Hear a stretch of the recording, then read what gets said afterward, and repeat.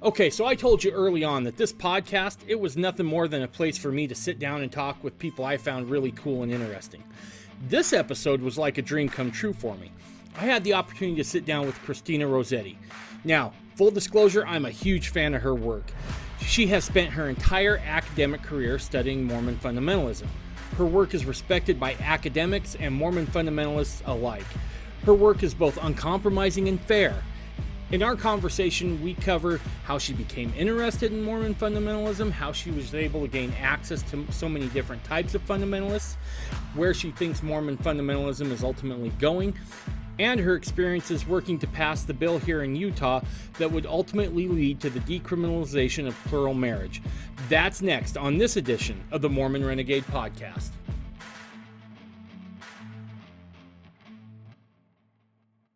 So I just want to take a moment to thank you, the listener. When I started this podcast, I wasn't sure if anyone would really listen. Now, to my surprise, this thing has taken on a life of its own. And that's all due to you, the listener, spending your time here with me, and it means a great deal to me. Now, as a husband and father, I'm keenly aware of how important time is. It feels like there's just never enough of it. So when you are spending your time here listening to this podcast, I feel a responsibility to never waste your time. In that spirit, as this podcast has grown, I feel like I need to do you, the listener, justice. I want to continue to produce good content and upgrade the audio quality. That takes better equipment and better software, and that all takes money. Now, I've tried to advertise, but you'd be surprised. There's not a lot of people wanting to advertise on a Mormon Fundamentalist podcast. I know, surprising, right? Now, if you want to help support the podcast, you can do that one of two ways. The first is go over to mormonrenegade.com and hit the donate tab. There you can make a one-time donation, or you can go ahead and set it up to be a monthly recurring donation. Your choice entirely. Now, option number two, because I'm a capitalist, if you want to head on over to mormonrenegade.com, click on the store button, you're going to find that we've got some new swag out. We got some t-shirts, we have a tote, we have cell phone cases, water bottles, coffee cups. We got a bunch of stuff, and more is going to be on the way. So, if you feel like that's something you could do, again, head on over to Mormon Renegade and check all that stuff out. If you're not in that position to do so, I completely understand. We're all squeezed right now with high gas prices and high inflation. So even if you can't, please keep listening and maybe keep the podcast in your prayers so we can continue to grow, produce good content, and better audio quality. Thank you. So today on the podcast, I have somebody that I have wanted to talk to since day one. It's a little embarrassing, but I'm probably damn near a fanboy of her work. And that is Cristina Rosetti. So Cristina, I can't tell you how excited I am that you're here. I'm just super excited for this. Well, thank you so much for having me. I'm so excited to talk to you about fundamentalism, my favorite thing to talk about. It has to be. Okay, real quick. You grew up in California. How do you get to, like, not only do I want to know about fundamentalism, I want to be like the go-to in academic circles on fundamentalism. The question of the ages. How did I get here? Right. I actually ask myself that regularly. Do you really? And the answer is, I have a running joke with my friends that the answer is I read Richard Bushman's Rough Stone Rolling. Okay. And I didn't really know what a Mormon was. And I read that my first year of grad school. It was assigned to me by the woman who became my advisor, Amanda Lucia, because I was interested in the 19th century. And I was interested in communitarianism. So United Order is like a logical thing to look at. And she assigns me Rough Stone Rolling. And I don't know if you've read it. I'm sure you have. I have. Yep. So I opened it at my parents' kitchen table and I read it in 2 days. Holy cow. That's a big book. It is a big book. I have told Richard Bushman this story now twice. But I couldn't put it down. I needed to know everything about Joseph Smith. I needed to know everything about this idea of restoration, this religion that people were willing to do anything for. And it was so foreign to me as someone who Mormons say, I know the church is true. As someone who has never been able to say that sentence, I was just like, what is this? And so I went to the library, I went on Amazon, and I got through both avenues, every book on Mormonism. I was just like, I need to know everything. And I mean, I obviously don't know everything, but I tried. And my advisor told me, you want to study living people? Why don't you go to a church or an institute or something? Like, there's a building right on campus. And I tell this story a lot, that I went in and I was disappointed in a way, because it wasn't rough stone rolling. Right. And I mean, of course it wasn't. Like, what did I think was going to happen? I was going to walk in and everyone's living United Order and like living polygamy. Like, no. But it felt like this jarring moment of like, I don't know what a Mormon is. Like, what is a Mormon? And, long story short, through a series of events, I met fundamentalists, and I met something akin to rough stone rolling in the fundamentalist movement. And I learned about, Joseph Musser, who I'm so honored to get to write his biography now. And I just learned about these people that are trying so hard to live a life like this book that captivated me when I was just like a brand new, shiny grad student. Wow. So, yeah, you really got thrown in on the deep end. I mean, you went from zero to rough stone rolling. That's going to do it, right? And then you try to follow that up with visiting some mainstream Mormons, and then all of a sudden you're like, well, this looks nothing like that. But oh yeah, to be fair though, I can kind of identify with that, right? Because I'm a convert to the LDS Church, right? And I'm also a pretty voracious reader. So I get in and and to be fair, I probably the seeds of fundamentalism were sown even before I was baptized, because our local pastor, who my mom had us sign up with, he when he found out I was going to go LDS, he's like, well, you need to read this. And he gave me excerpts from the Journal of Discourses. So I take it to my missionaries and it blows their mind. And then eventually it works its way up to the Old Stake Patriarch, who's heard about all this and has obscure books. And so I think those seeds were always there, even from my initial. But I can remember those feelings of disappointment at times, right? Especially when I heard stuff that was not quite factually correct from the pulpit on Sunday in an LDS ward, right? I'm like, but is it though, for reals? And one of the it's so true that one man's anti-Mormon literature is another man's proselyting pamphlet. Like, absolutely. Like, anti-Mormon literature is just Mormon fundamentalism. Like, yeah. Did you know? I mean, I remember being down in Manti at the miracle pageant with a group of fundamentalist missionaries, and the evangelicals looked at them and were like, did you know that Brigham Young taught Adam is God? And they were just like, yeah. Yep. We believe that still. And like, the evangelical proselyte didn't know what to do with this kid that was just like, yeah, and I still believe that. Yeah. Because it's yeah. No, I've often said that the best solution to the folks who protest outside of Temple Square during conference or when they were holding the pageant was have a group of fundamentalists down there, because I'll just shut it down way fast. I mean, they got nothing at that point, right? When you're like, oh yeah, no, and I totally buy it too. I'm like, hook, line, and sinker. They're like, well, hell, I got nothing left. I'm going home. So yeah. So, yeah, I mean, yeah. And I'm still friends with my institute teacher on Facebook. I hope he hasn't muted me. But yeah, I mean, it was very similar to your journey of going the LDS route and then being like, wait, but there's more. Yeah, there was. Although I kind of got tossed into the deep end too. Like I said, I was practicing plural marriage before I had done an in-depth study of Adam God or any of the other stuff, before I knew about, how significant the temple changes were. And so this whole, I'm trying to go through and get my bearings. And yeah, no, I can totally, it's impressive that you digested rough stone rolling and then we're like, give me more. That's nuts too. My next one was Magic Worldview. That was book number 2. Okay. by Quinn, right? Yep. Yep. Yeah. So you get into it and you're in college. At any point while you were in college, did you think, oh yeah, this is something I'm going to keep going down? I mean, was there a point at which you realized you were kind of hooked? Oh yeah, it was, I mean, so this was in grad school. So I like had to come up with pretty quickly what I was going to study for the rest of my life. and, um, and I mean, I jumped into a PhD program really young. I would have done things differently in hindsight, but I was 23 and I had to figure out what the rest of my life was going to be. Mhm. And I read Rough Stone Rolling and I was like, well, I guess this is it.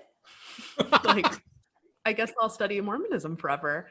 It was, I mean, I wouldn't do that any differently. But yeah, I mean, I got there and I knew that was what it was going to be. And I had a lot of ideas for what that would look like. It has gone very different now. Originally I was studying living people, but the 1930s to 60s are a wild time.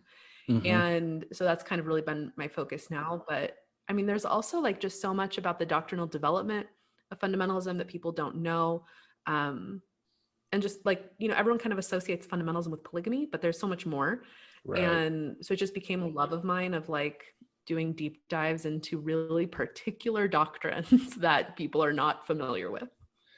No, you raise a good point that plural marriage is a real small part of fundamentalism. I shouldn't say small part. It's a huge part, but there is so much more, right? And I remember as I'm sorting through it, I remember looking at both my wife Amber and the other woman who was with us at the time, thinking, oh, shoot, we got a lot to do. Only I didn't say shoot. I was a lot more explicit. I was like, there is so much here we don't even begin to understand. And so I could, yeah, no, you're right. 30s to 60s is a wild time.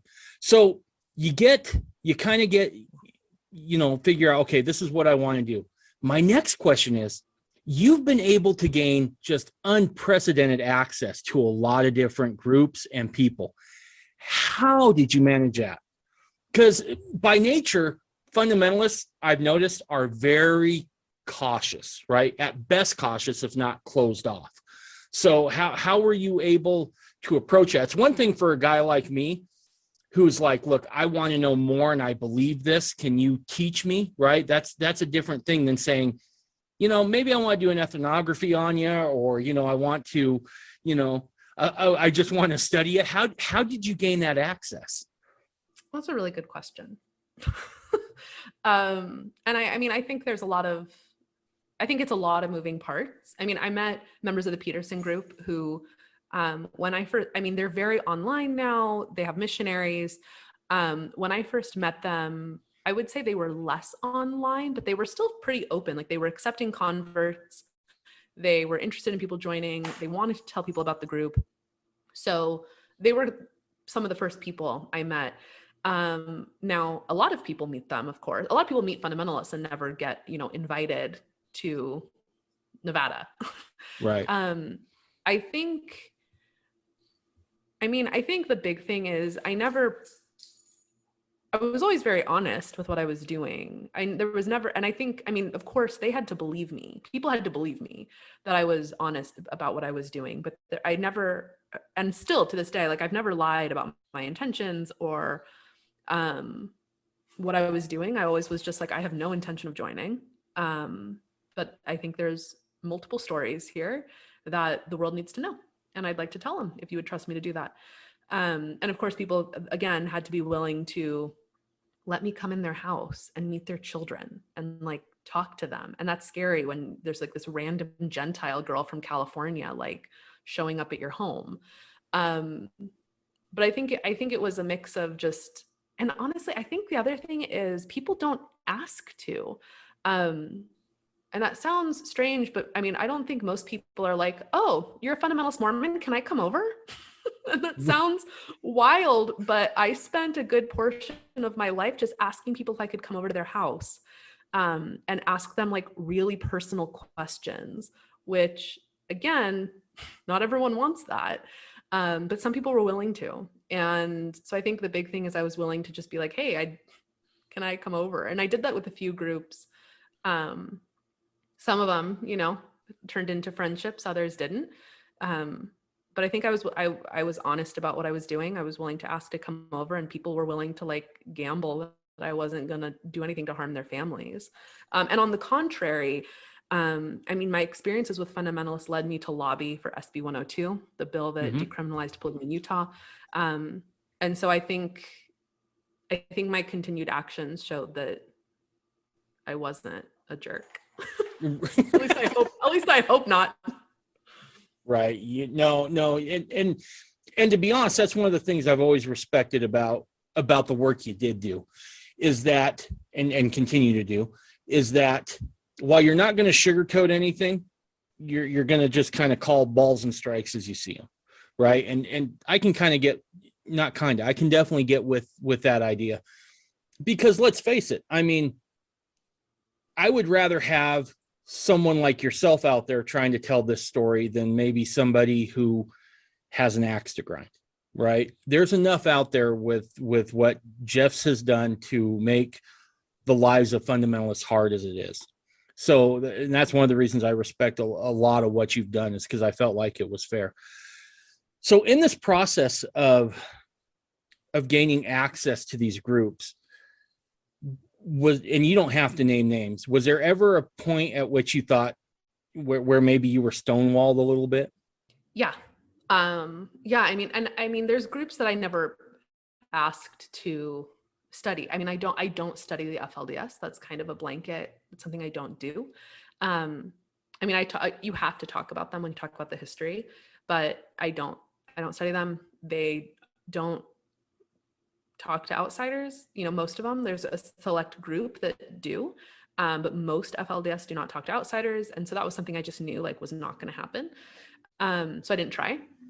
There was one group I did meet with, a man who leads it. But it didn't feel like he wanted to continue talking to me, for whatever reason. I mean, you know, and that's, if people don't want to continue talking to me, I don't really press for it. But there's definitely been groups that are more closed off and fair, right? I mean, like, this is a religion. Mormon fundamentalism is a marginalized religious tradition. It's a minority tradition, and it's a criminalized religious tradition. This is not a religion that you can risk having a cop show up and take your kids, because that has happened many times in the history of this religion. So for good reason. But yeah, there's definitely been people that don't want to talk to me. Which in any of that field is wild research, because I'm great. in any of that, in any of your field research, did you ever feel like, oh hell, I shouldn't be where I'm at right now? Like maybe you were a little bit in danger at all? I wouldn't say danger. I mean, people who know me and love me and who looked at situations from the outside might be like, no, that wasn't a good idea. I don't think I ever felt in danger. Did I feel uncomfortable? Yes. I think that's probably a better way to say it. Okay. What was, as you're doing this research and you're talking to all these different individuals, right? Families, groups, what were some of the things that shocked you, that stood out to you, that maybe you weren't prepared for? I mean, the hardest one is I wasn't prepared to become friends with people. And not because I didn't think I would, but just because, you know, like, you're in anthropology classes and you learn about, you just go in, you get your data and you leave. And anthropology textbooks fail to remind you that you can become friends with people at any point, at any juncture. You can decide that you're friends with people. And so I became friends with a lot of people who, I mean, I would consider them friends. I would hope that they would call me the same. And I became friends with a lot of people who left fundamentalism, which is a painful place to be if you grew up in some of these groups and then you leave. And so I think the hardest part ultimately was hearing stories that are hard, stories that are abusive and painful. I mean, fundamentalism, for all the things that, you know, I'm, again, good friends with a lot of good fundamentalist polygamous people, but for every one of those stories, I also have stories that are really hard and really abusive and in many cases violent. And I don't think I was prepared to have to sit through that and sit through hearing a lot of those stories. and becoming friends with people who went through really horrendous situations.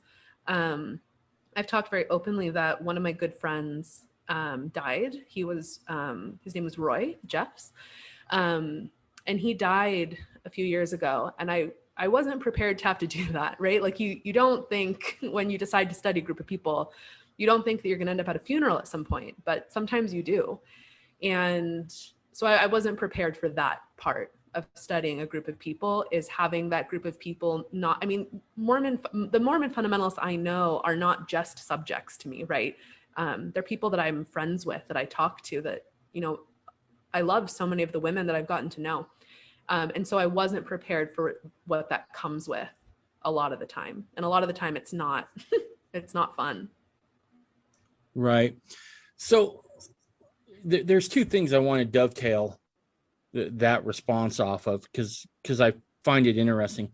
How is it that you are able to become friends with folks, but yet still be able, because I would think you'd have to maintain a certain arm's length distance so you could tell the truth, right? Like, I have a good friend, right? Not a Mormon fundamentalist. I'll go to the mat for that guy every day of the week, right? Until he proves me wrong, I'm like, that's my guy. I'm, the typical ride and die kind of guy, right? How is it you can have that friendship and yet maintain that level of, I don't know, almost that scientific view where you're just studying? How does that work?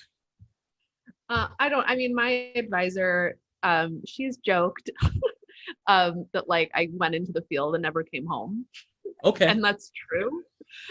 It's true. And I mean, there are absolutely cons to that. I think one of the things that when I kind of think of my work that I appreciate about the work is that I do is I'm not going to lie for you. Mm-hmm. And I'm not going to like not tell a story because you don't want, like, I don't have those investments.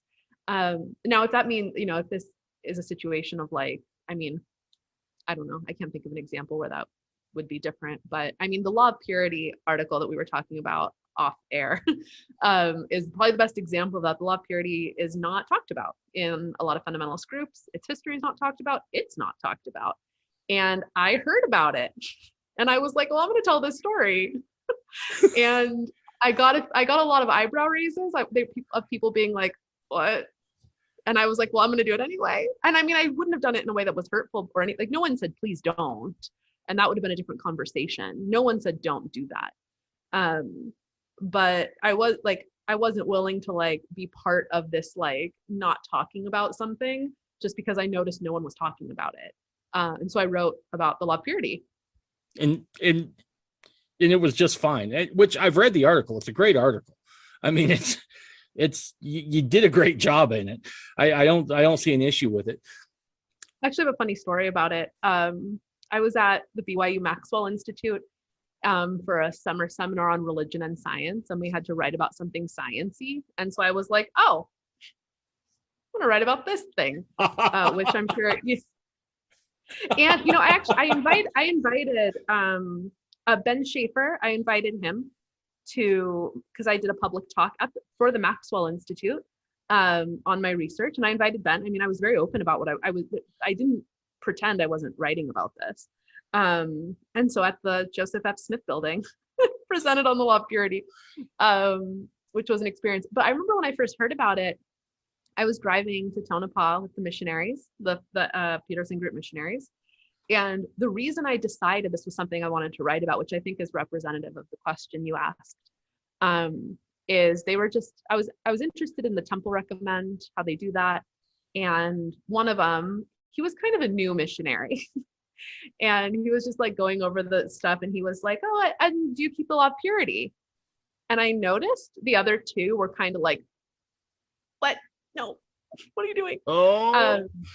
And I was like, oh, what's that? And I thought, and I was like, oh, is that just the way that you say the law of chastity? Is that the same thing? And one of them was like, no, you're going to have to ask a woman in the group. And I was like, And of course, like the more this car ride is going, the more was like, well, now I need to know everything. Like now I really want to know. And so we get there. And I'm staying with, this was my first time ever going out there. No, this was my second time going out there. So the woman that I stayed with, she, knew me. We had had conversations. She's great. And she was like cleaning up after dinner. And I was like, hey, can I ask you something? What's the law of purity? And I thought she was going to drop the enchilada sauce that she was holding. And she was like, who told you about this? And I was like, the missionary. And so, I mean, she was a great, I didn't know what this was. I was just like innocently like asking anyone who would answer about this thing that I didn't know that I was asking about people's sex life. Like, I didn't know that that's what I was doing. She was a great sport. She, told me the basics of the doctrine, and which for those who don't know is a doctrine that comes from the Musser line about sex during procreation and gestation, sex during gestation and lactation periods. And I was like, well, I need to know everything about this now. And so I found out everything about it, which was great because I gave it to a few people. I talked to a few people, and I knew of at least a couple women who were interested to know the history of the doctrine, that they, are part of a group that practices it. To my knowledge, the Peterson group is the only group that does. Generally the AUB has not. And I actually talked to, at a book signing for Craig Foster and Marianne Watson's book. Marianne was like, her husband was there and she was like, Cristina wrote about the law of purity. And he was like, oh. So, he's great. He's, like all these people in the story are great. But like, it was just like this moment of like, who is talking to you about this? Like, you're a Gentile, like who is talking to you about this, like in detail enough for you to write an article about it. But I think that's kind of representative, is that like, I hope that I was always very kind in asking about questions. I was always curious. I was not malicious in asking. But I was also like going to find out the history. Yeah, right. And let's good on those folks for talking to you, right? Because if you have to go look for it, who knows what you're going to find, right? I mean, you could have found, I'm sure there are all sorts of things out there that could have phrased it inaccurately or had an axe to grind or whatever. So at least good on them for talking to you about it. I mean, one of the things that was so interesting, I'll plug a few people who are great. Ann Wild. I reached out to Ann Wild. She's like an older woman in the fundamentalist movement. She was married, she was still to Ogden Kraut. Yeah. And so like my asking her was probably weird, but she was great. And she gave me a really tiny white book called The Higher Law of Chastity, published by Gems Publishing, that talked a little bit about it. She was great in helping me with that. And then if anyone's interested in the law of purity, Rhea Allred, Rule and Allred's sister, she went hard for the doctrine. Like, if there's an apologist for the law of purity, it is Rhea Allred. She wrote a book called Polluted Fountains about like all of the disastrous polluted practices in like dating and marriage. And she is ride or die. She was ride or die for the law of purity. So if anyone's interested in like the primary sources, Rhea Allred's your girl. Really? I didn't even know that book existed, but now I want to go read it. So, all right. I'm going to transition into something a little heavier. Okay. And with the Under the Banner of Heaven coming out, and the one about Jeff's on Netflix, and I feel like there's almost this fundamentalist moment, right? Where as fundamentalists, we either get to get up now and tell the story, or we're going to forever be dictated to by what's going on right now. You talk about seeing, and I know this is a hard question and I apologize, but you talked about seeing hearing about violence within these families. In your opinion, do you think that Mormon fundamentalism, because of its very nature or whatever, do you think it's a violent religion, so to speak? No. I mean, is it inherently violent? Like, I mean, what I've told a few people about this is I think Mormonism kind of right now owns the like drama genre of TV, but Catholicism has owned the horror genre for a while, right? And I mean, the reality, and I'm very open about my own tradition, is Roman Catholicism has a problem with sex abuse, like full stop. I'm not going to pretend that's not true. It would be a joke if I looked at you and pretended that that wasn't true. Does that mean that all Catholicism is that? No. Does that mean it's there and I should talk about it? Yeah. And I think Mormon fundamentalism needs to do the same thing. I agree with you 100%. And part of it, I find it one of those things where I kind of get where it comes from, right? Not the violence part, but the part about let's just stay quiet and let's stay under the radar. And maybe at best they'll, laugh at us a little bit, right? The issue with that is that when you do that, you're kind of forcing yourself back into the shadows. And it's in the shadows that all that nasty crap keeps happening over and over and over. And I tend, and granted, I'm a libertarian by nature, right? I tend to be very like, you do you, bro. Throw those doors open. Let's talk to people. If there was one stereotype about Mormon fundamentalists, right? I've never met a non-libertarian one. Really? I mean, I'm sure there are, but I guess you probably kind of have to have that in order to do some of the stuff that we want to do. I get that. But yeah, no, I tend to be like, just throw those doors open. Let's have the conversation, because if we as fundamentalists don't have this conversation and we're not involved, we're going to let everybody else dictate to us what it is. And yeah, and I mean, that's why when Cody Brown and his family went on TLC, that's hard. But they were like, we're going to tell our story. I mean, the same with Joe Darger and his family, the Darger family. Like, they were like, well, we're going to be us in public, and we're going to tell our story, and we're going to be who we are. And having family, and I mean, Enoch Foster and his family down at the Rock, like, I think that's important. I think fundamentalist Mormons, to the extent that it's safe for their family, of course. I mean, in certain states, it's safer than others, of course. In Utah now, as of 2020, that is safe to do.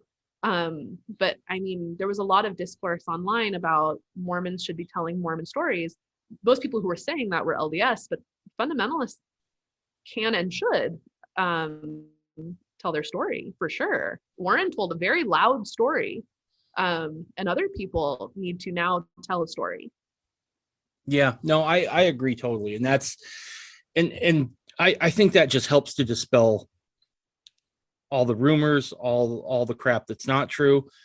And then, and this is where I lose some folks, it also maybe causes us as fundamentalists to reflect on ourselves a little bit, going, okay, is this particularly right? I mean, should we be looking, is this a tradition? Is this a doctrine? What is this? And then, maybe have some honest conversations with ourselves as well. I think that's vitally needed as well at this juncture.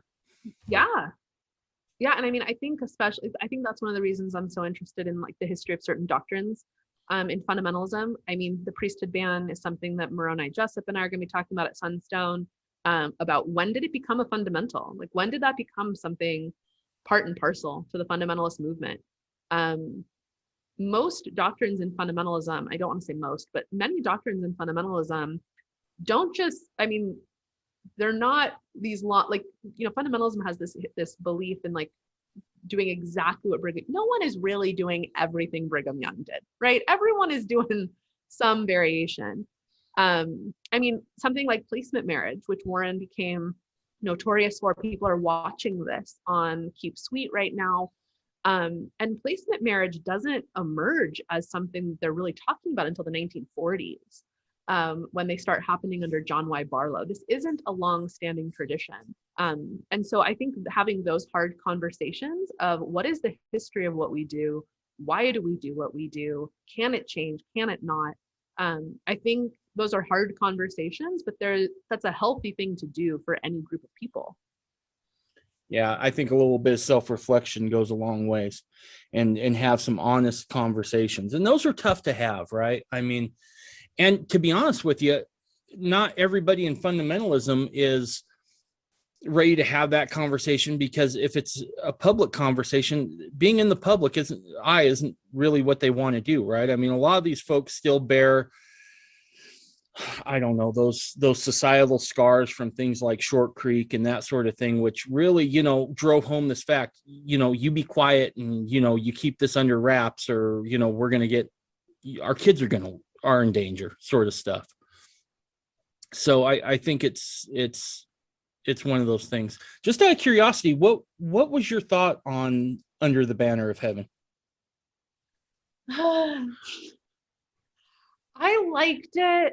I know that that's a controversial take. I liked it. I mean, I liked it. So I don't watch a lot of TV. I watch a lot of really trash TV. I watch 90 Day Fiance pretty exclusively. So I don't watch a lot of like good TV. So when everyone was talking about it's not written well, I'm like, I don't know. I have no point of reference. I literally watch people dating across the world. Like, I don't have a point of reference for good television. But I was interested in the story it told about Mormonism. And I thought it told the story of multiple Mormonisms really well. I think especially a lot of people were kind of like, what? At episode like 6, when Dan goes to meet John Bryant, and there's a baptism scene, and there's this like scandalous kiss in a hot tub, and everyone is like, what the hell? And I remember watching it and I was like, they did John Bryant really well. Right. And I mean, and they could have done it a lot more salacious if they had shown his temple endowment, right? Mm-hmm. And so I was impressed with the way that that's Mormonism in the show. So is Ron Lafferty, but so is Brenda. And right. I was really happy with the way, I mean, I really loved the finale, how they told Brenda's story as this heroic, as a one mighty and strong in her own right.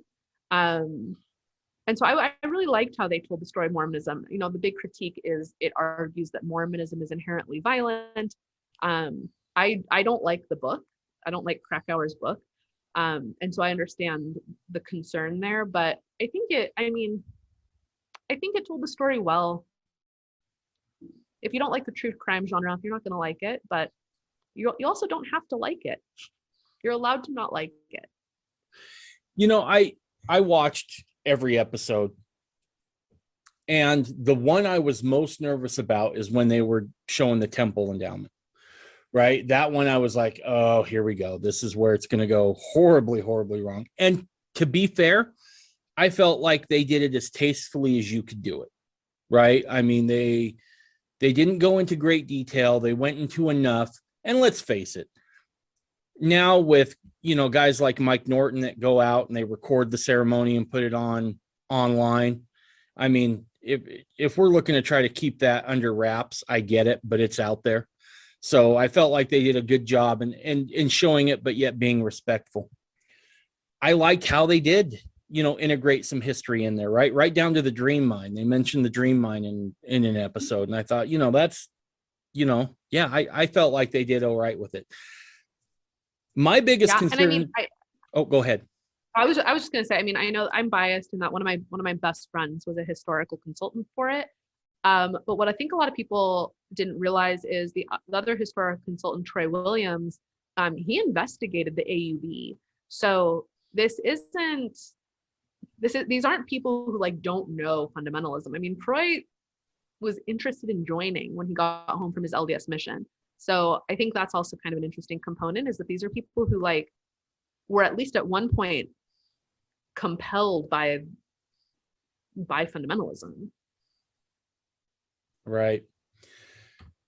Yeah, no, I felt like all in all, it was fairly well done. My biggest fear, and it was a concern I never anticipated having, if I'm being honest with you. It was some family or some guy sitting on his couch who's been a devout member of the LDS Church his whole life, and he starts getting obscure Mormon doctrine thrown at him, and he doesn't know what's happening, right? And that maybe causes a faith crisis, because I don't want to see the LDS Church go away. I really enjoyed my time there, and that was my biggest fear, is that they were going to hear all these obscure Mormon old school doctrines that they didn't know what to do with. And so I had an episode with Ben Schaefer where we talked a little bit about that, right? And felt like, and again, it was one of those times where I felt like maybe this is the time now as fundamentalists, we got to step forward and just kind of be like, don't lose your crap. Let's sit down and let's talk about this a little bit before you make a rash decision. Because even though I felt like it did a fairly good job, there's so much to those doctrines that just aren't talked about because you don't have time, right? I mean, even though it's a 6-episode series, you don't have time to do a deep dive on Mormon doctrine to sort that out. No, I mean, I do think two of the scenes that really struck me as being perfectly done, and they're small. The first one was when Dan gets a copy of The Peacemaker, and he like finds it at like a thrift store or something. And how many people do we know who find a copy of Truth Magazine at like some used bookstore and encounters fundamentalism and joins, right? I mean, that is a tale as old as time. That is especially in like the 50s and 60s. I mean, and 80s, right? I mean, the story of Ron and Dan Lafferty. I mean, that is a tale as old as time. And so how they depicted that, I thought was incredible. But the other one, and it sticks with me, was when Dan, one of them, leaves his disciplinary council. And he had just gotten excommunicated, and he looks at the camera and smiles. And the moment of, oh, you have nothing to lose now. Right. Like, and I think, and I was, and when I saw that, I was like, I hope, because I get asked a lot, I get asked a lot by LDS people, how can we stop people from joining fundamentalism? And my answer is always, don't excommunicate them. Right. Like, don't turn them into fundamentalists, right? If you don't want them to be it. And so the way they depicted that, I mean, and I don't want that to sound like I'm saying anyone who's excommunicated becomes a violent fundamentalist. That is absolutely not true. Joseph Musser was excommunicated and became not a violent fundamentalist. But that was a really significant moment of, like, his membership in the LDS Church was the last thing, like, tethering him to any kind of reality. It was the last firewall, right? Before he went and did what he did. And to be fair, not everybody, 99.9% of people who get excommunicated don't turn into murderous religious zealots, right? But if your goal is to prevent fundamentalism, you're 100% right. Don't turn them into fundamentalisms by throwing them out. And that's the one thing I remember from my days in the LDS Church that I got. There's only one time I got called into the bishop's office before I went in to say I'm done. And that was because I had I taught some stuff out of the Journal of Discourses. And it was pretty mild. It was pretty mild, right? But I was given this talk, and that old stake patriarch, I went to him and I was like, you got anything on, like, I can't remember what it was, but I think it was like on the establishment of Zion. And he's like, oh yeah, come on in. And he shows me his Journal of Discourses. I'm like, oh, this is great stuff, right? And I get up there. I'd only been a member for about 5 years, and I'm like just spouting it off. And I just start seeing people shifting. And then, I kind of glance behind me, and the bishop's like smiling, but you can tell there's this look of absolute horror, like, don't go any further. Please just stop, right?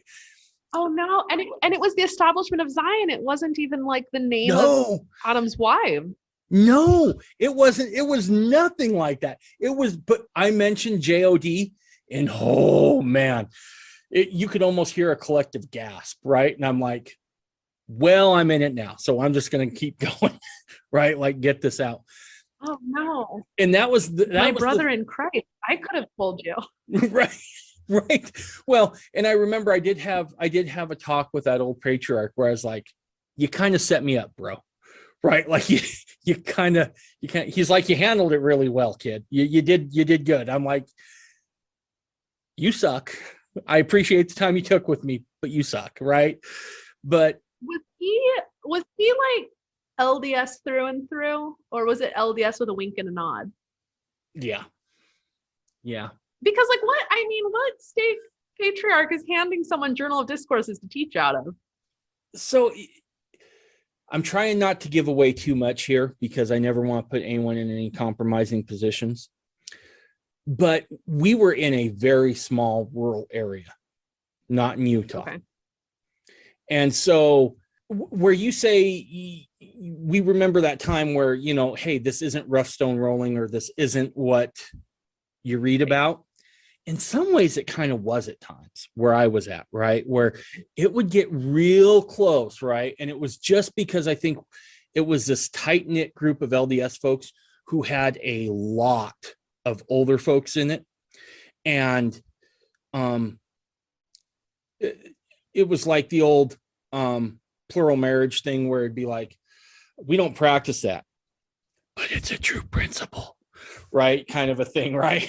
And so it was a lot like that, right? Where you couldn't get anyone to say it from the stand, but if you went to somebody's house and they were more than willing to have those conversations with you.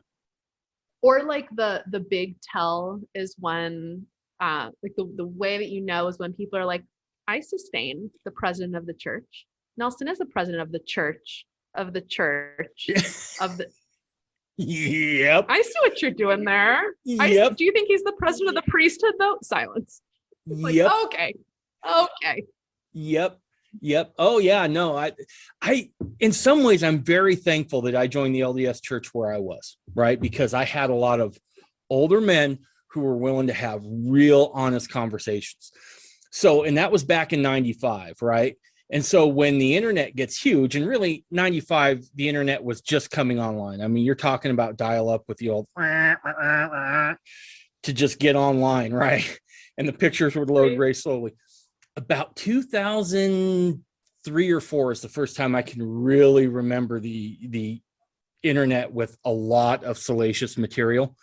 And to me, I felt almost inoculated, I guess would be the right term. I didn't know how to phrase it then, but I'm like, well, of course that's there, right? I mean, when people got freaked out because they found out Joseph Smith was a polygamist, I was like, well, yeah, I mean, it's been there the whole time. And I had to tone that back. I remember I was in an elders quorum presidency once where I was like, you didn't know that, bro? Like, where you been, right? And so I realized I had to dial that back a little bit and be like, okay, not everyone got the memo, I guess. So, but I remember a woman in Institute saying that polygamy started when the pioneers were crossing the plains, and I was like, oh, yeah. The other one that I like is when they say that polygamy was around just because a bunch of the men got killed, right? That's the other favorite one. I was like, no, not according to everything else. No, and also not according to 132. Right. Like 132 paints a very clear picture of what celestial marriage is. Right. I don't know. I mean, I've also been hanging out with fundamentals for too long, but I'm like, well, what else do you think celestial marriage is if not the principle? Right. Absolutely. So, yeah, I feel very fortunate that I was raised, if you will, in my LDS upbringing in that small town, because there were just people willing to talk about all the stuff that you normally wouldn't get. I want to go back to maybe kind of your academic career here a little bit. As you're sorting through some of this, I imagine you come across all sorts of stuff as far as teachings, right? What kind of process do you use to determine what's tradition and what's doctrine? I mean, you're asking a girl who's a Roman Catholic, built on the twin pillars of scripture and tradition. And so that's a hard one. I mean, I don't believe in the truth claims of Mormonism broadly defined. And so I don't have an investment in that, like a personal investment in the same way that a lot of people do. And also, I mean, that coupled with my being Catholic and like being part of a religion that like goes hard with tradition, I don't look at tradition negatively. And so it's hard to parse out why that would matter or what matters. I mean, but the other thing, I don't know, I guess to kind of just say it doesn't matter, which sounds bad, but Mormonism is also a religion that has, like, the windows of heaven are open. Prophets are still speaking. The canon in a lot of groups, the canon is still being added to. So does it matter if it's just tradition if the prophet said it, right? I mean, something technically, right, in Mormonism, something Rule and Allred said matters just as much as something Brigham Young said, like technically, right? Like that is supposed to be the idea. Like if the priesthood is unchanged, if the priesthood is the power of God on earth, if it is how the world was created, if it is the power by which, the sea was split, then it shouldn't be different. And so in my mind, when I look at that, I'm like, well, maybe it's tradition, but also Rule and Allred said it. Right. And I mean, but then the harder question then is which prophet said it? That ends up being the harder one, because if Jim Harmston said it, less people are going to give that credibility than if Rule and Allred did, which is going to get less care than if Joseph Musser said it. Right. No, that makes sense. I could see that. So with that said, where it's hard to parse out what's tradition and what's doctrine, because as we were talking before, right, about having those internal debates, there's got to be some way where that definition can be had.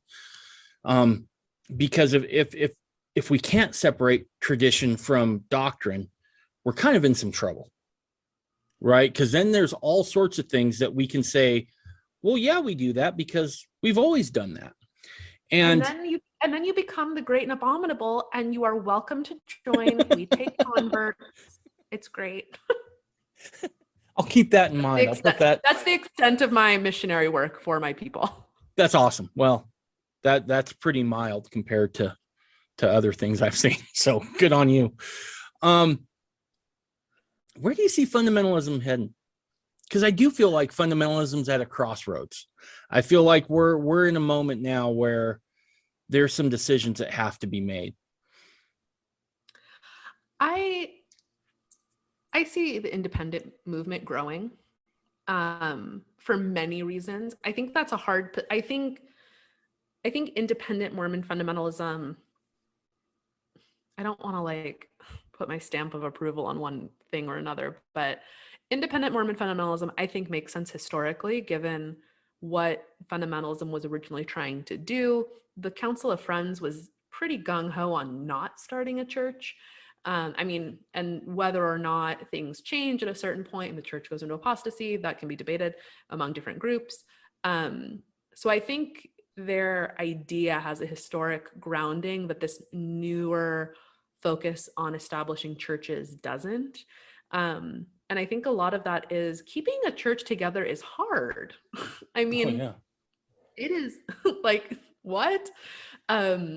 And so because of that, because of people like Warren, because of concern for how power works historically in a lot of these groups, I see the independent movement growing. I see if families are going to become fundamentalist, I kind of foresee them deciding to just kind of do it on their own. I think if you read, like the Woolley School of the Prophets, which I don't know. I guess most people aren't reading those, like the minutes from the School of the Prophets. I don't know. If you're going to do that, or like if you're going to read like Musser in that era, I think a conclusion would be to just become an independent, practice polygamy, try to do consecration with your neighbor. I don't know, however independents are doing it nowadays. The downside is you don't have a temple yet. But I think that's kind of going to be the way that fundamentalism ultimately goes. Now, what does that mean for Centennial Park? What does that mean for the Apostolic United Brethren? I don't know. I mean, I think they'll continue to exist. Of course, this isn't me like casting a you're going to disappear. Sure. I don't think that's true. Sure. But I think if I were to have to say what people are going to be gravitating toward, I think independent fundamentalism is kind of what I foresee happening. Right. And do you get a feeling from your research? Are those movements growing? I mean, is the independent route growing? I mean, are there people leaving the LDS Church? Are they leaving other groups to be independent? Is there anything that you can see in your research that would point that out one way or another? I mean, that's a hard question, because I think independent fundamentalism in a lot of ways is still in the 1930s and 40s, in that in the fact that people don't feel like they have to leave the church to be an independent fundamentalist, right? In the 1920s, 30s, 40s, people aren't leaving the LDS Church if they don't get forced out. They're just they're like meeting with the priesthood council, but then they're also going to church on Sunday, and like you just don't ask questions, and you just do your thing. And so I think that the families that go that way aren't necessarily leaving the church. I know families and people who, until they, for one reason or another, have to leave or are kicked out of the LDS Church, they're LDS, but then they also think Adam is God and maybe are considering polygamy. And so, I mean, I think those families are more common than not. And of course, they're not counted in the number of how many fundamentalists there are. But I would say that that's a lot more common of an experience than we give it credit for. You know, I can even speak to that, because when I started living plural marriage, I went to church with both my wives. I was in the elders quorum presidency. How did you do that? To this day, I don't know. Did you I mean, I think so. One of the things that one of the reasons why, I mean, I argued for the decriminalization of polygamy for many reasons, but one of the reasons is I thought it was so sad that women I knew who looked at themselves as wives and mothers and even like queens and priestesses were pretending to be a babysitter to like avoid, like, that killed me. It killed me to know that women were and men were having to pretend not to be the father of their children. It angered me. I mean, I remember the first time I went to the Peterson group. I mean, that's the name of the group. And these two little girls ran up to me, and one girl was just like, "Hi, who are you?" You know, they're young girls, and like, I'm coming into their home, right? They're not, and so everyone's guard is down. Like, I'm in their place. Like, they live here. And you know, rookie mistake, I was like, "Oh, who are your parents?" Because I didn't know them, but I knew a lot of the adults. And one of the little girls said, "My mom is so and so." My other mom, and the first little girl like punched her arm and was like, "You don't tell her that." And I mean, of course, right? Like, of course they did that, like this girl, because I could be anyone. I could have been an FBI agent. I'm not. And that killed me to know that like these people are having to pretend, like, and so how did you get around that? So again, I was in a very rural area, and when we moved there, the woman who would become my second wife lived literally next door. And then there was nobody on either side of us for a good mile. And so it made it easy in the sense that we put in a gate in the back, right? And I just went back and forth, and it didn't raise any suspicions. As far as church goes, I fulfilled my callings, right? I did what I was supposed to, rather than me sit in between Amber and if I say her name, you have got to tell me so I can edit it later. But so far I don't know. Right. Between Amber and the woman who was my second wife. And rather than sit in between them, they would sit next to each other. And I shared this story on the last podcast I did, but I'll share it again because I think you might get a kick out of it. I'm Elders Quorum president. And I go in, they call me as I'm practicing plural marriage, right? And I'm like, yeah, I'll take the calling. And so I just had a good group of brethren who just loved each other, right? They'd been there for years. They were well established. So home teaching numbers went through the roof, right? Back before it was called ministering or whatever. And it does so well that they actually call a rep out. Well, a rep says, I want to come talk to your elders quorum president in area 70 because the home teaching numbers went up. Now, again, it wasn't because of me. It was because of the work the brethren were putting in my quorum.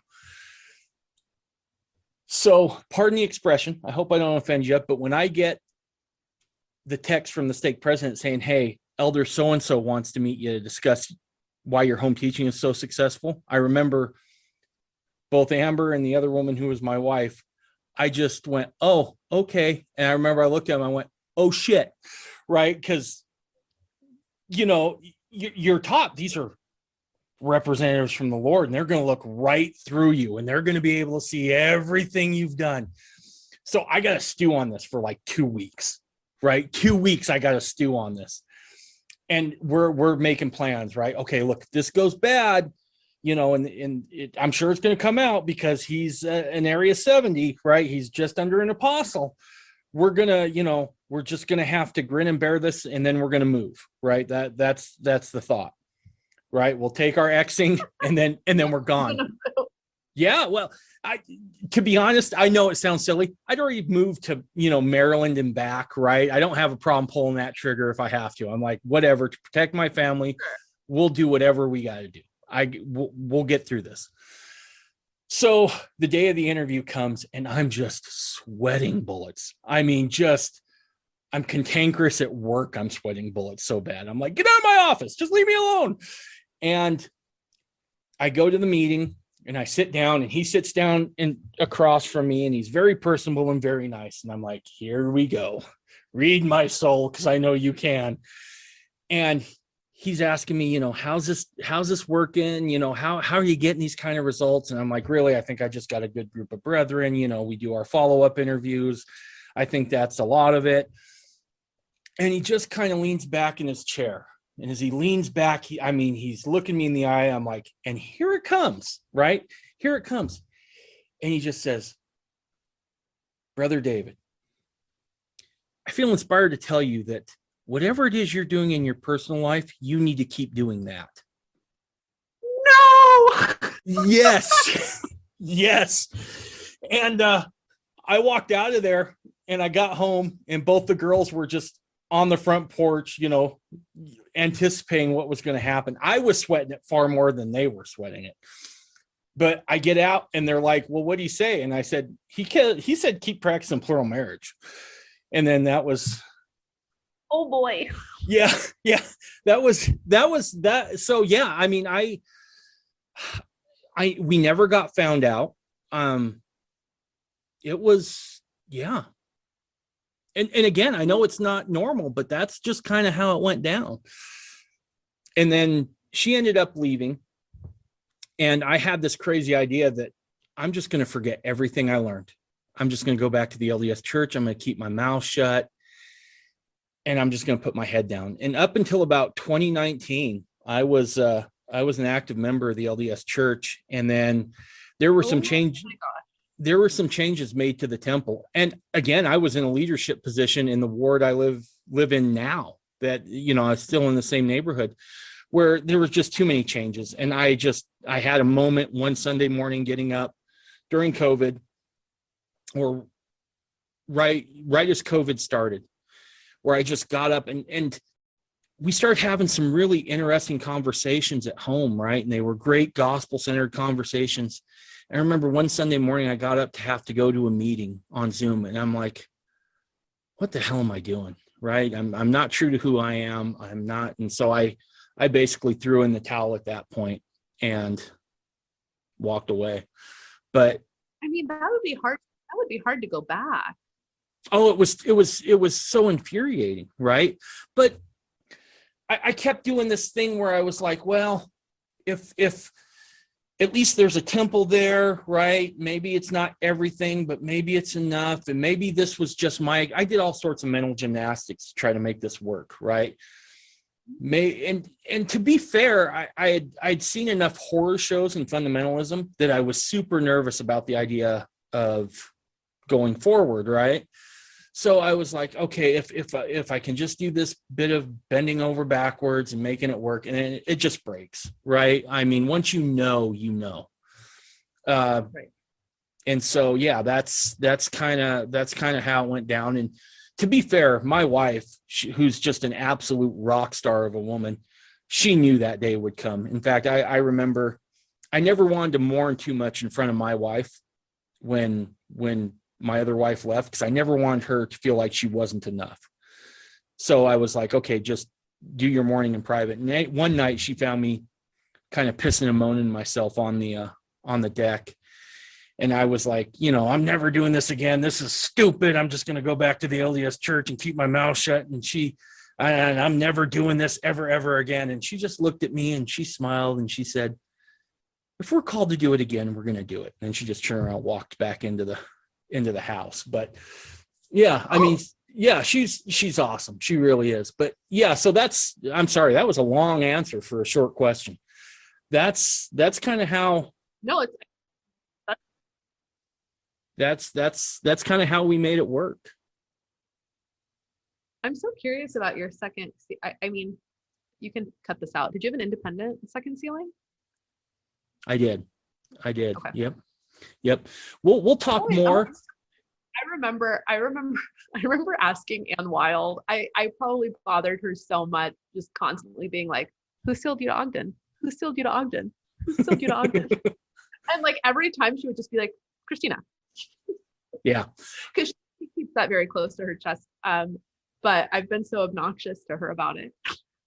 We'll talk when I'm done. If you have time, we'll talk for a few minutes when we're done recording, and I'll fill you in on a few more details. But yeah, we basically, what it was is I went to Ogden Kraut's work, right? That was the only thing as far as fundamentalism that was online that you could readily access, right? About 2008. Did Ogden steal you?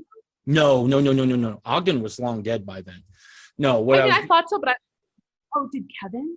No, it was nobody sealed us. What it was is I'm sure you've read about it. The idea of a solemn covenant, where it's basically like a lesser marriage. I shouldn't say marriage. It's lesser authority, but it's something that'll stay in place until you find proper authority. And that was the idea. That's what we did. And then the idea was, okay, now we got to go find proper authority, right? And so, because it's not like the bishop's going to do it.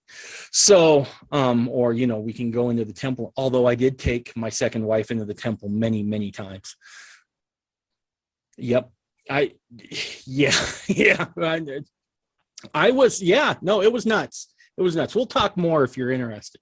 But anyway, it was a bit bold and a little stupid. Anyway,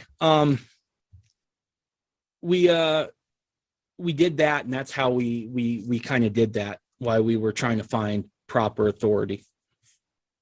Another question I got for you: as you go into your research and then you present, right? Do you ever present to folks who maybe aren't fundamentalists or familiar with fundamentalism? Do you find what is it you think is the biggest stereotype or misconception that you fight against, or shouldn't even say fight against, the one thing that you illuminate that maybe catches people off guard? I mean, so most of the people I present to don't study Mormon. I mean, I present at Mormon History Association quite a bit, but also I present at the American Academy of Religion, and people there, like, they study every religion. Like, they're not familiar with fundamentalist Mormonism. Actually, I never presented in front of fundamentalists until at MHA this year. David Watson of the AUB came to my panels, and I was like, I saw him out of the corner of my eye, and I was like, that's the president of the priesthood right there. And I was presenting on Joseph Musser. And so, it was great to be able to, talk to him about the man who he's in priesthood succession with. So, but that's a rare occurrence. Most people have no idea. Probably the wildest one is misconception, but also what was most shocking is in 2018. Yeah, 2018, I presented about women who convert to fundamentalism. Oftentimes, like sometimes without their husbands, who just join the movement without, some of them leave their husbands to join, and some have never been married. And people were shocked that there are women who join this movement. That was shocking to people. Or I mean, women who it was their idea in their marriage. That's kind of always the one that people are like, there's no way. But I mean, I know these women, I'm not lying. Like I know women, you do too. We all like, I mean, if you're in the world of Mormon fundamentalism, you know women who want to join the movement. And that is that there's a historic precedent for that. So probably that. And then recently I wrote an article on mothers in heaven. And Heavenly Mother is kind of having a moment in LDS Mormonism where you're not supposed to talk about her. And it just, I mean, Taylor Petrie, the editor of Dialogue, the journal, was something of a prophet in his own right, in that he had been compiling a special issue on Heavenly Mother, right, and it like came out like the week after the church said, kind of clarified, like, don't talk about her. And I opened it with the hymn that the AUB have, Oh My Mother, and a lot of people were really surprised that fundamentalists have a Heavenly Mother. I mean, of course they do. They have many. Like God's a polygamist. Like they don't just have one, right? They have a bunch. And as part of that article, I talked about in some groups, there is ordination of women, and that was really shocking to a lot of people, that fundamentalist women, to varying degree, and of course this isn't, I never sugarcoat polygamy. I don't, spoilers. I know like all your listeners who know me are like, we know Cristina. I don't like polygamy. And so kind of this idea that women who are polygamists sometimes get authority in their churches through various means, that was really shocking to people. So I guess it's usually things dealing with women, that people are just like, there's no way that women are happy in this. And of course, that's not all women. I mean, Warren Jeffs exists, like there's a lot of abuse, but also there are women who are wanting to be fundamentalists. They're always, I mean, tell Anne Wild actually want this life. Yeah, no, and in fact, and again, I'll share with you when we're off recording here. That's how I came into it. It was Amber and her best friend studying about stuff, and yeah, I mean, it was. I was like, no. But yeah, no, and I'm glad you said that, because one of the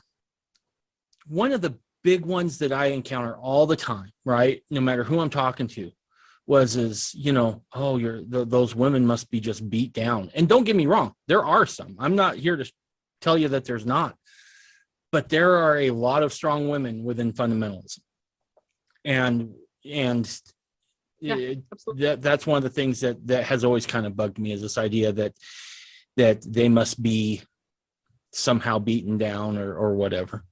Yeah, I mean, and there's various ways that's not, I mean, most fundamentalist groups who do any kind of temple work are doing second anointings. Women are given particular authority in the second anointing. They always have been. In that article, I published part of Fred Collier's ordination booklet that talks about women were being ordained alongside their husband. And so, I mean, that happens. I mean, it's a both and, like both of those can exist in fundamentalism at the same time. And I think that this is one of the hardest things generally. And in my own tradition, right? I mean, abuse happens in my own tradition, but also I love my priest. Both can be true. And there can be abuse in fundamentalism, but also there can be like really rad stories of women doing cool things. Both of those can be true at the same time. Right. You know, it's interesting, and I've kind of thought about this a lot, is that for the first time ever,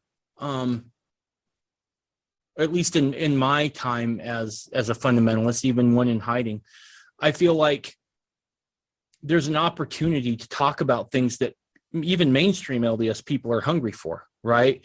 When there's an apostle from the LDS church that says, we just don't know anything about Heavenly Mother, I'm like, yeah, we do.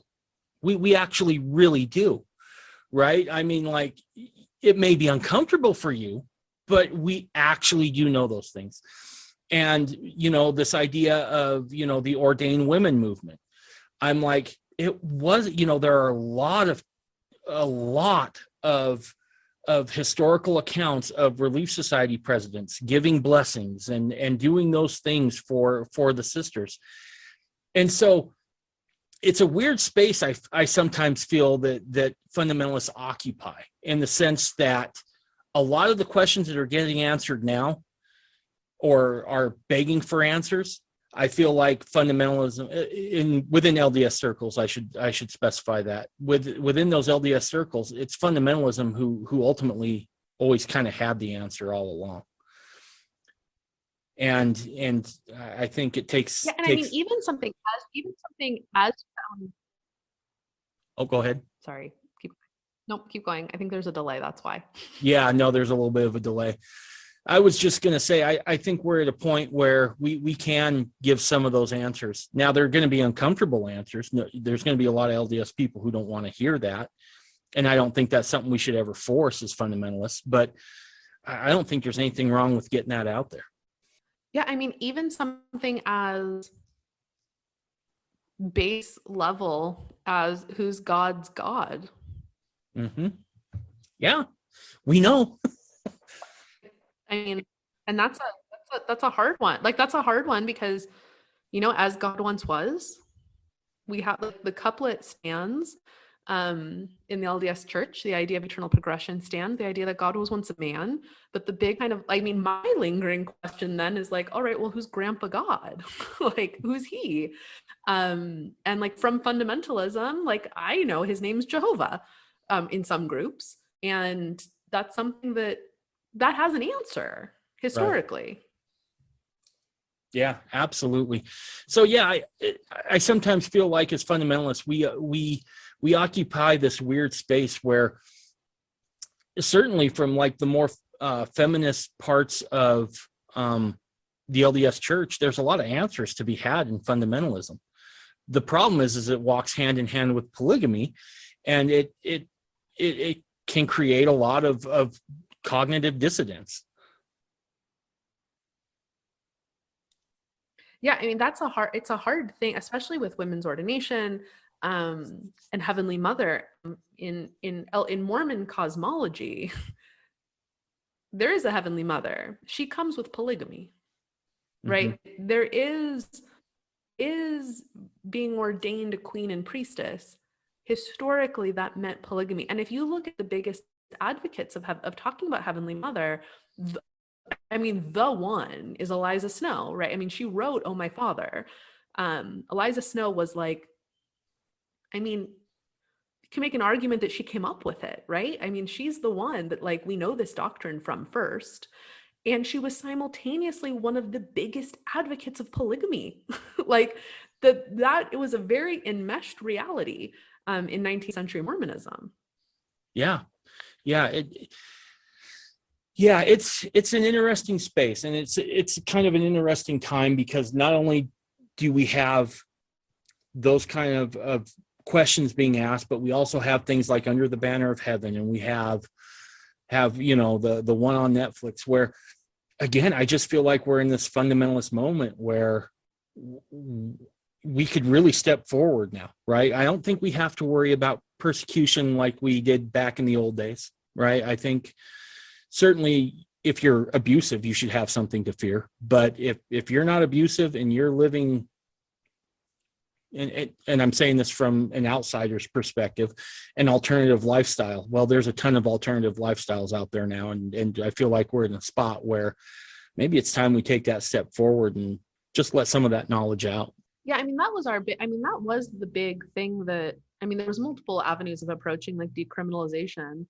But that was the big one that we approached it with, is like, what is there to gain by continuing to force people into the shadows? Like, what are we gaining by doing this?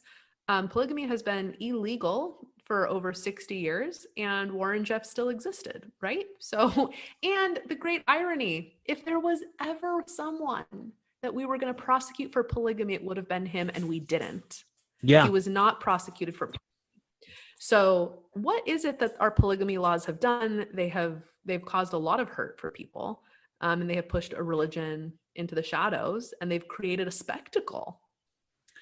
And I wouldn't say, I don't know, and maybe I'm looking at it too simplistic. I mean, you've certainly done your share of research, so correct me if I'm wrong, but I can at least make I think a fairly compelling argument that the whole reason Warren Jeffs was able to do what he was able to do was because they had to live in the shadows. Had that been out in the open, right? Had they not been marginalized, maybe that's a different story. Maybe not. But that Short Creek raid did nothing but force that into the shadows, and then gave a dictator and a tyrant the opportunity to say, see, the world is coming for us. So we have to be isolated. And in that isolation, he could do all sorts of bad stuff. Oh yeah, I mean, what happens when you take a group of people and you look at them and say, you can't go to the police, and you're not lying, because there's a precedent for what happens when you do. It will not end. I mean, there's audio of Warren Jeffs teaching children about the raid, the 53 raid. Like, he actually did this. And there's a lot to lose when people are abused but can't go to the police because they'll lose their children. Like, there is a lot to lose there. But there's also a lot to lose when you have people whose marriages aren't legal and their children can't get health insurance, right? I mean, there's a lot to lose by keeping this system in the shadows. Yep. So tell me about that process that you helped out with, and I can't remember the name of the bill again, HB something, if I remember correctly. SB 102. Yep. SB 102. So were you one of the ones that got to go talk to lawmakers about it? Yeah, I talked to multiple reps and senators, and I also testified at the House committee and the Senate. Not the Senate, I'm sorry. Yeah. I testified at 2 of the hearings, so I don't know which ones those were. One of them was the House Judiciary. So anyway, I talked to a lot of reps. It was a wild experience. I mean, as like a Gentile woman being like, let me tell you why polygamy needs to be decriminalized. But I remember one of the there was 2 moments that really stuck out to me. The first was a representative. I stated my case. I only had a certain amount of time. And he was like, oh, polygamy had its heyday, but it doesn't happen anymore. I was like, oh, it's like, what? What? And then the other weird one, I went in to meet with a rep with a polygamist woman. And this is really highlighted that people imagine polygamist women only in prairie dresses, right? So like whatever their imagining of polygamy was, it was certainly not the woman who I was with. And the person was like, well, if you would ever just meet a polygamist woman, I was like, I'm sitting next to one. And I told the rep, I was like, I'm sitting by one. And so she like shared her story about why this mattered to her and why she was coming forward as like a polygamous woman. But it was just like this weird moment of like, yeah, I do know about polygamy, like pretty well, actually. But also at the same time, it was very hard hearing people. I mean, there were some people on the other side there were a lot of people on the other side who I deeply respect. Women who left really harmful, dangerous situations, abusive situations. And there were men who left really dangerous situations. And so there were a lot of people on the other side that I respect deeply. But then there were also people who are just like concerned citizens. And I'm like, No. I don't know what your goal is being a concerned citizen. But that, I mean, one of the things that was hard was having to sit and hear the really hard stories, and being on the other side of the room, knowing that you're going to testify against people who've had very traumatic experiences.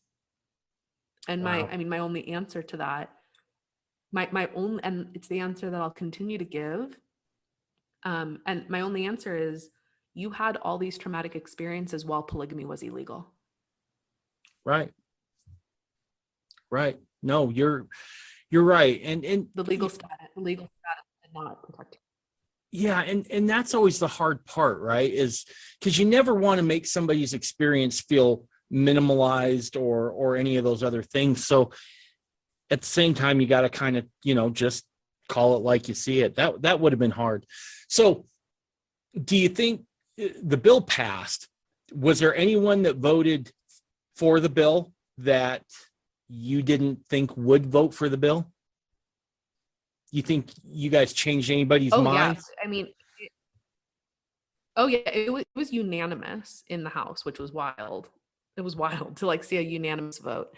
And then in the Senate, only 3 people voted no. One of them we knew would vote no. We were never going to change his mind. He ran HB 214, which was the bill that made bigamy a violent crime a year before. So we knew that he was going to go that way. There were a couple that we didn't know, and you could see at least 2 of them. I remember pretty distinctly watching that as the vote was happening, and I could see them looking around at what their colleagues were doing. And once there was momentum, of this is clearly a landslide, people started. All of them kind of did it. But it was 3 people voted no. One of them actually wasn't present, and then called in and said that they want their vote to be counted as a yes. So it ended up being only 2, which is wild, voted against it. And I think the reason for that is we ran it as a harm reduction issue. And when I talk to polygamous people, fundamentalist people, this is something that is hard to hear, but I think it's important. People don't care about fundamentalist religious freedom. They never have. The religious freedom of polygamists has never mattered in the United States. That is hard to hear, but it's true. So if you argue this based on religious freedom, that's not going to get you anywhere. People have heard that argument before. This isn't, you're not going to walk in and recite the First Amendment and someone's going to be like, wow, I haven't thought about that. They don't care. The other one is talking about alternative lifestyles. People don't care. People are going to be like, well, polygamy is different. You are the slippery slope. Unfortunately, right? Polygamy is the slippery slope that I've warned everyone about. And so people won't care. Polygamous and fundamentalist people, what people care about is how this is actually going to help stop abuse, how this is going to help support women, how this is and the harm reduction effort, the harm reduction lens of looking at polygamy is the winner for this issue. It is what will ultimately, I hope, not only decriminalize nationally, but it will also be what legalizes polygamy. Do you ever see it being legalized? I mean, that's my hope. I know that this is a hot topic. I know a lot of fundamentalists want it decriminalized but not legalized because they want the state out of. I know, I know. I would like it legal. I know that the barrier to that is it would take a revision of the tax code. It would take a revision of how health insurance. It would take a lot of work. So of course, the first goal is national decriminalization. I do think that's going to happen one day. I think it has to. Polygamists, shocking, don't just live in Utah. Shut up. Really? So I know. I when I found out that there were polygamists in Arizona, I didn't. Yeah. No. But people think they're all in Utah. I know. I wait until you hear that Short Creek was in Arizona. Yeah. So I mean, when people hear, I know. But I think that'll happen. I think legalization has to happen. I would like it to. I want women to be able to get alimony if they leave. I want children to be able to have health insurance. I want men to be responsible for their wives. to provide health insurance, to provide care for their children.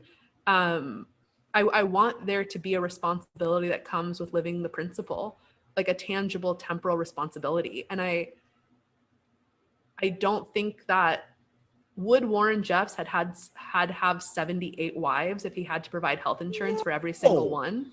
No, he would not. No, you're 100% correct. And this is where, like you said, that most fundamentalists are always libertarians. I'll say this too about libertarians. We all hedge a little bit, right? And this is one of those issues where I tend to hedge, right? And go a little bit more like, okay, maybe not just decriminalization, but legalization is the route. Because I have 6 kids, right? 4 me and my wife had, and then we adopted a set of twins. I love my kids with my whole heart. The thought of having to have my kids not call me dad breaks my heart. Likewise, if you're a dirtbag and you're practicing this from a dirtbag standpoint, no, your ass needs to be on the hook. You need to pay. Point blank. Yes. And so that's at minimum, your child should have health insurance. At minimum. Like at maximum, you shouldn't be practicing it, right? But I know a lot. I mean, I know people who don't have birth certificates, right? Yeah. Granted, that's very rare. But I know people who don't have health insurance, a lot of people. And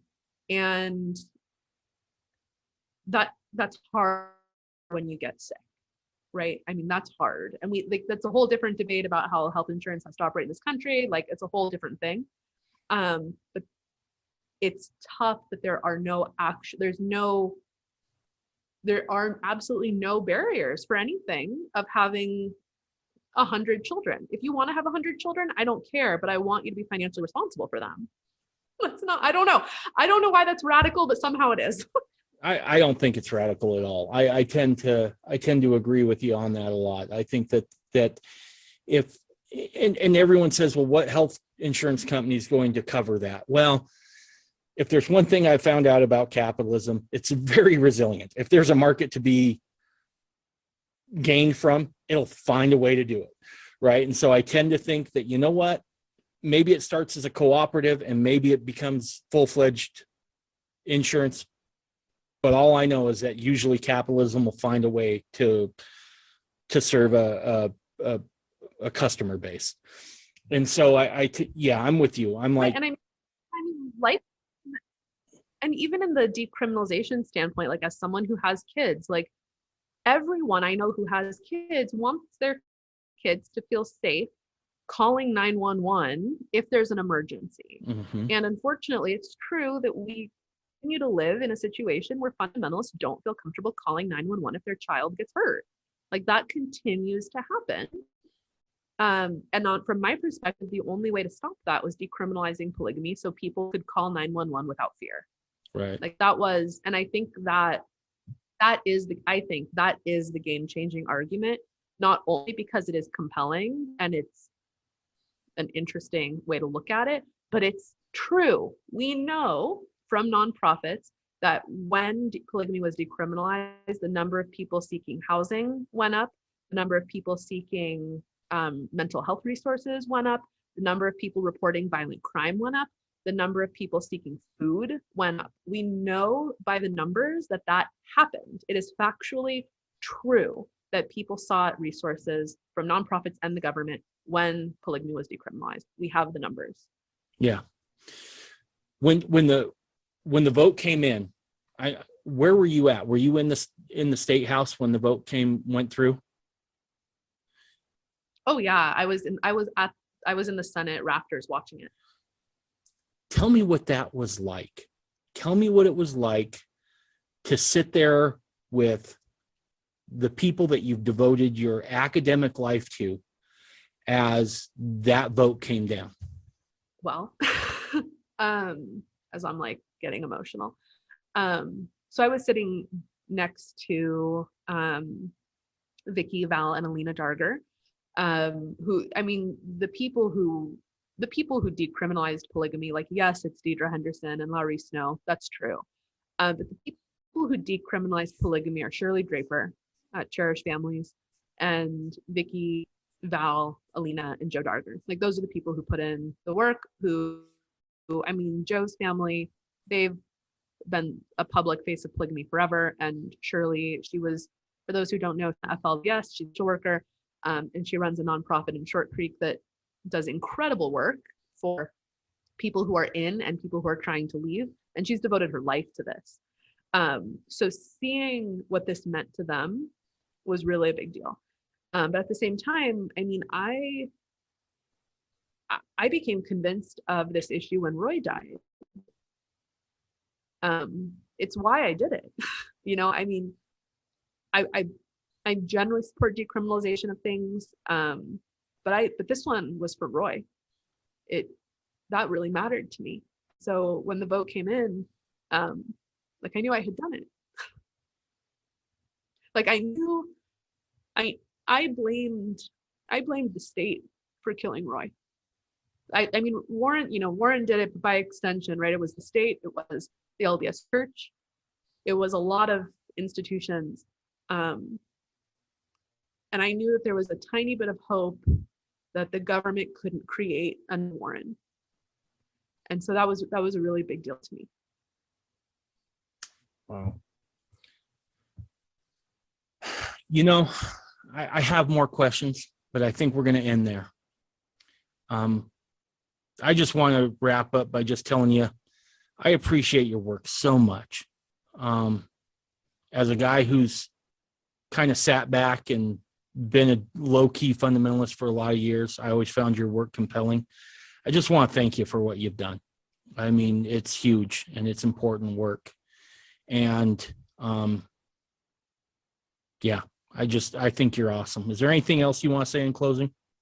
I would just want to tell people, sorry, I got there. I would just want to tell people that I always want to plug Cherish Families. If you're someone who's wanting to give to a nonprofit who is paying people, especially from the FLDS, check them out. Read Dialogue. It's an open access journal, meaning you do not need a subscription to be able to read it. You're wanting to read stuff about Mormon history and you don't know where to start there. And then also give your money to Benchmark Books. They're like the only bookseller I know of in Utah that has a whole section on fundamentalism. Like, people, like, prophets go and drop off their revelations by the box full and you can buy them. And so, there's some really great places on the ground that are trying to tell this history. The Journal of Mormon History is also rad. Come to MHA. I would love to see more fundamentalist people actively involved in the historical community. Awesome. Well, Dr. Cristina Rosetti, you're awesome. I appreciate it. Thank you so much. All right. Thanks for having me. Hey, would you be willing to come back on at another time too? Yeah. I would love to have you back on. So, all right. Well, everyone, we'll say goodbye till next time.